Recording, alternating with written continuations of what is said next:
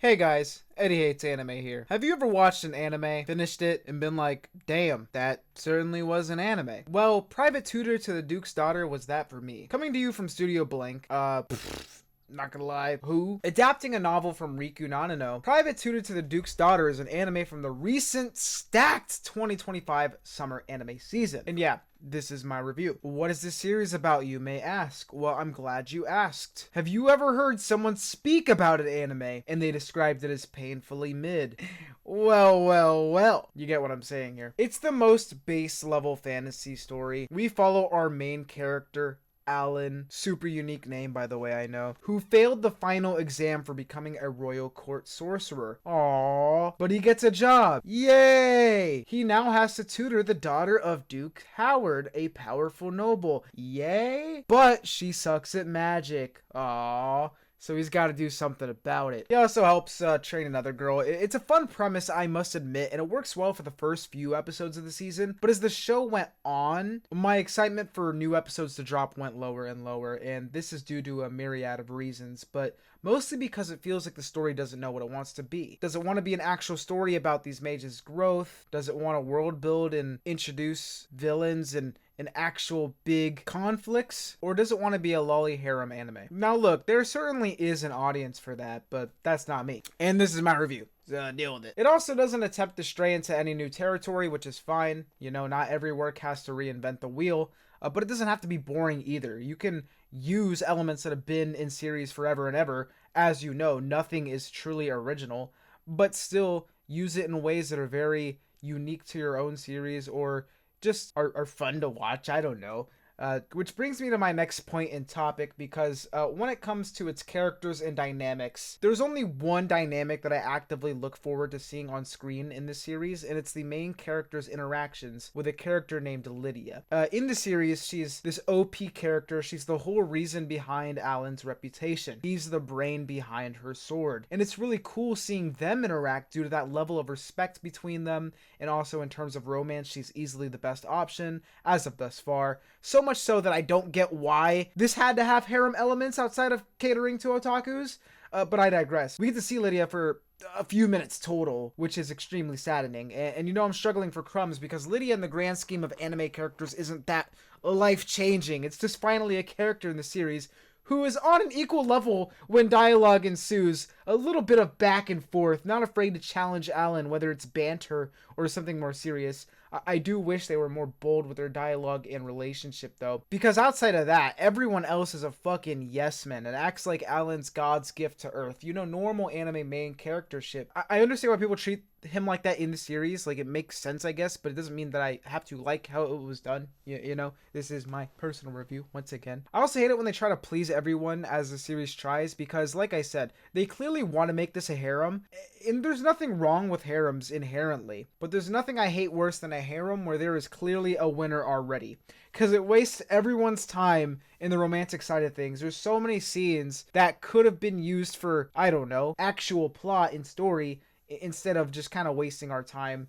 Or a harem where, okay, maybe everyone has a chance, but they shouldn't, because the MC won't lock in, like this one, because maybe I'm wrong. Maybe everyone's supposed to have a chance in this. And I know the harem's not the main point of the series, but like I said, it definitely has those like otaku things, because the story isn't good enough on its own, I'll tell you that. But Alan should not be giving any of these girls a second look that aren't Lydia. And I know if you're watching this video and you don't know anything about the series, you're probably like, what the hell is he talking about? Just, you know what I mean though, like where you watch a series and either A, like I said, there's very clearly a winner, so it doesn't make sense to even pretend like there'll be another one, or B, where narratively there should be someone that's clearly meant for him and no one else is on that level, but because of the goddamn author wanting some easy scenes to write that cater to a specific audience is gonna do more of that harem stuff, which is fine once again, but it doesn't make the series any better in my eyes. But I don't blame Alan, I blame the author, god damn it, because it is so painful seeing him flirt with these girls. Just shut them down. You have Lydia, why give the other ones hope? Unless he's secretly a lolicon himself. But yeah, besides that, nothing too standout.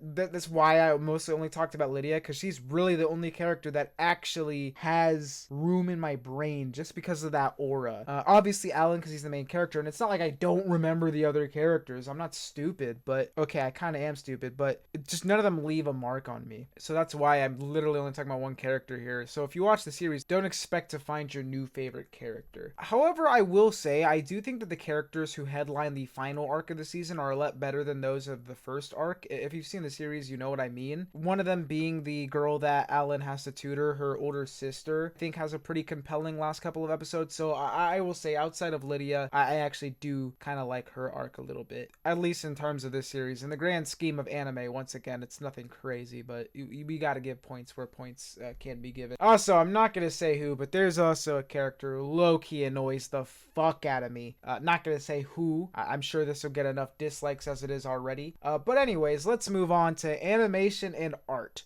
The art of this series is at fault for my mistake of watching it in the first place. I'm not gonna lie. As has happened many times, I say this all the time whenever I talk about seasonal anime. I'll see a random show on my anime lists, and I'm extremely easy to please.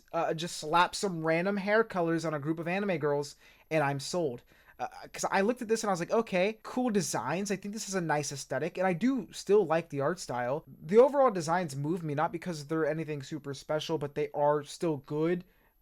Art style still good, and I'm a sucker for this type of fantasy anime setting in general. That's why I end up watching probably a lot more slop than I should, because I admittedly do like fantasy and isekai at the end of the day. And I know this isn't an isekai, but I'm still going to mention it in the same breath. So without even seeing a trailer or anything, I confidently said, yeah, I'ma watch this. And yeah, here we are now. On the animation side, no amazing animation was wasted on this show, the final episode did survive a long-term fight sequence and choreography, so I will give credit, once again, where credit's due.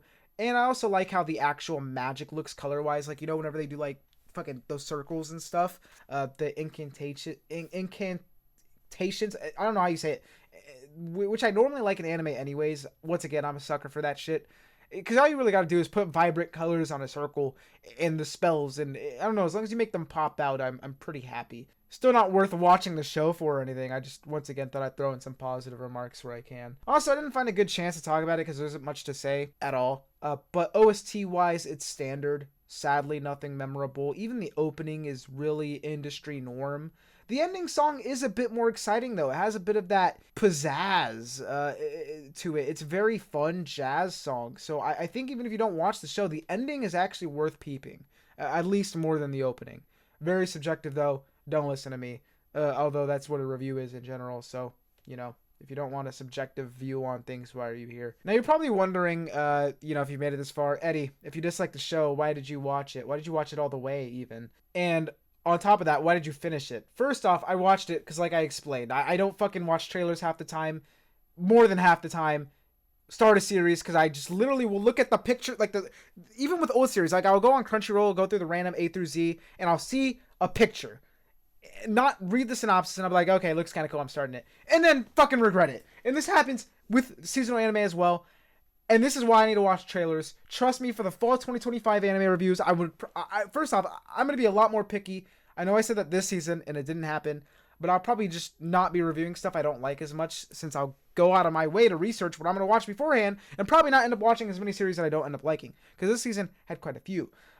Second off, I finished it because whenever I start something, no matter what medium it is, my brain just is completionist. Even if it's something that I do not care for the future of, like what's gonna happen, I will still wonder what's gonna happen. Like maybe something crazy happens. I don't know. Maybe it gets better. It's the optimist in me, I think. So I don't know. I still finished it. Now I know I said I probably won't watch any that I don't like next season, but I don't know. I'll probably still watch at least one or two on a whim because that's part of the anime experience. But we'll see what happens when we see it. So I don't know. Instead of like 5 shows that I don't like, there might only be 2. I don't know. I haven't actually counted how many shows this season I didn't like because it was a bit more than normal. But my goal for this season coming up is like 10 new shows, not 20 to 25 when half of them are fucking mid. I would rather use my time watching those mid shows to watch an older series that is, I already know is peak, has been proven to be peak in the wide audience. Not mid. And I don't use mid like everyone else.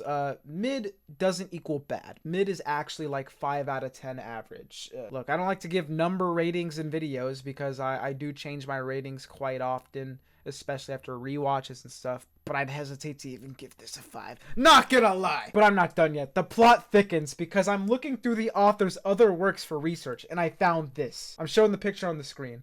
Could be absolute ass, but the title is fire. It's called Heavenly Sword of Twin Stars. Like, don't tell me that doesn't sound cool. And the first volume's art moves me. For no fucking reason, because this isn't even nutty. It's pretty normal. Why am I like this?